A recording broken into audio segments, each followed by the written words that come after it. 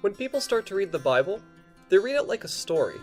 They expect a plot, characters, a dramatic climax, and most of all, action, just like any other novel. The book of Genesis has lots of these kinds of stories, such as the Garden of Eden, Sodom and Gomorrah, and Jacob's Ladder. Readers may not understand the stories completely, but at least they can follow the storyline. But when people read the book of Exodus, and then they read the laws of Moses and the plans for building the sanctuary, they begin to get bored. There's no plot, no characters, and no action. Just a long list of laws and commands.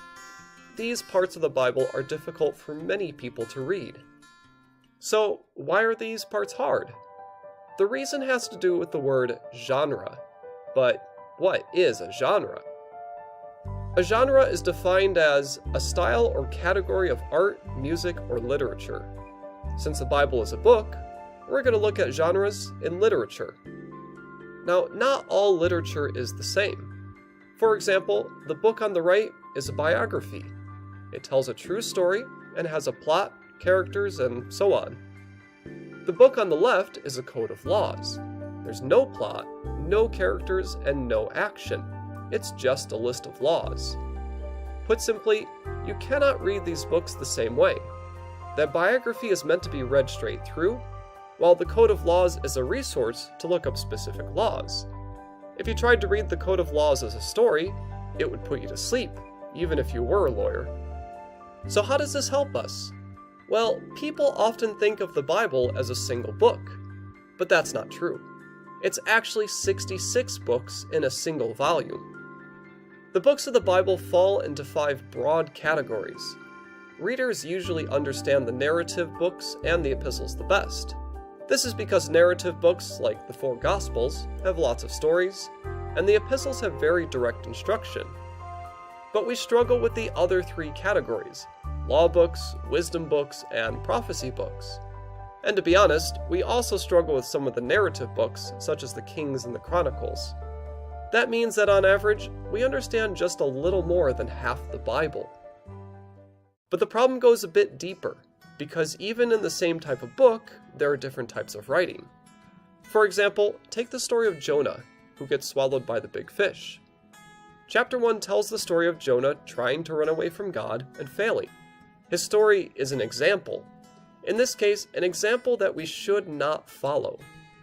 But after he is swallowed by the fish, Jonah writes some poetry about his experience. But we also know from the Gospels that his experience was a prophecy about how Jesus would suffer for us. When people read the book of Jonah, they read through the story until they reach Jonah's poem. Then, when they read the poem, they don't understand it, skip it, and continue reading the story. But if we want to understand the whole Bible, we need to learn how to read these harder sections. So, how can we understand more of the Bible? All 66 books of the Bible use just 7 basic types of texts. We just saw 3 of them. Examples teach practical lessons through stories, poetry uses repetition, and prophecy shows us future events. Laws teach us how the world around us works, symbolism gives lessons through symbols, epistles give very direct instruction, and metaphors use a story to illustrate something else. Each text type has a different method to help unlock its meaning. For example, with symbols, the Bible tells you what they mean. So, you first need to list the attributes of the symbol, then find something else in the Bible that has the same attributes. When reading poetry, you need to group similar phrases together and summarize what the author is saying. In other words, make it simpler. Once you understand how to read all 7 text types, you'll have the tools to go to hard places and get something useful out of it. So check out the next video in the series, Learn the Text Types, and let God speak to you from anywhere in the Bible.